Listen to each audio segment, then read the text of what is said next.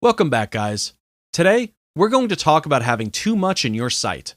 By this, I mean there's just way too much data in your website to the point that it has become literally bloated.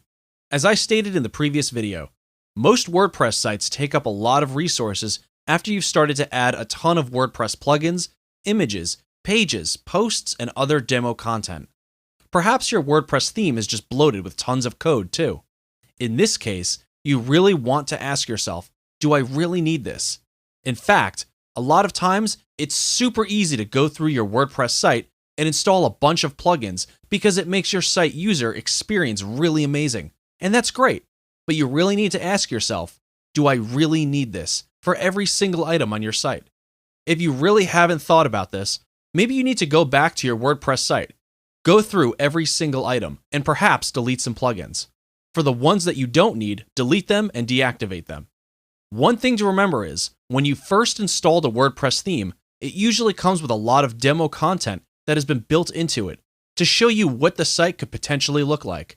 That said, if you install the demo content and you just tweak it a little bit here and there, and you don't go back and delete all the demo content, then your site is going to load extremely slow. This often includes unnecessary images, posts, and pages that simply clog up your site. That is what's happening here. A lot of themes will come with tons and tons of amazing features that look amazing, and it could potentially increase your conversions, increase your sales, and all this great stuff. But at the end of the day, the more features and options there are in a theme, the more code there is. And the more code there is, the slower the site will run. Plugins are actually a huge variable that will slow down your site too, and they'll create security backdoors as well. Let me clarify on this here. WordPress itself, when you install it, is secure, but the plugins that you've installed are developed by third-party people and are not related to WordPress in any way. They are often programmed without regards to standards. Even though they could be programmed to their highest standards, they're not directly from WordPress. That's something to keep in mind. There is no real standard for plugins. It's almost like having a computer, whether it's a PC or Mac, and you're installing to your computer a software from different third parties instead of from Microsoft. And you don't know how they programmed it.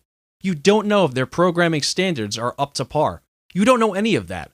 You just know that you install the software. That's it.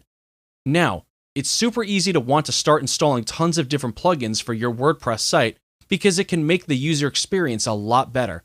That's why you really need to ask yourself every time you install something, do I really need this? So, our recommendation to you is to try to stick with a maximum of 10 plugins per WordPress site, if that's possible. If you have to have more plugins, then you really need to think about making sure that your web hosting plan can actually take it. Make sure you've got enough speed, you've got enough resources to be able to handle that.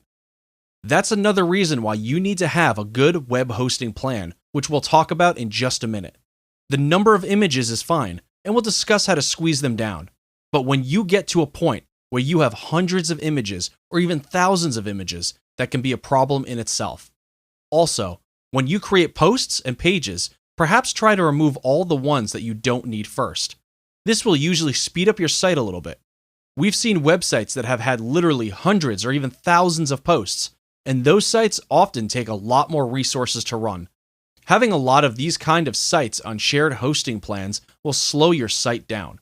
So, go ahead and do a quick cleanup of your site now and really ask yourself, do I really need this? No matter whether it is a plugin or a page or an image.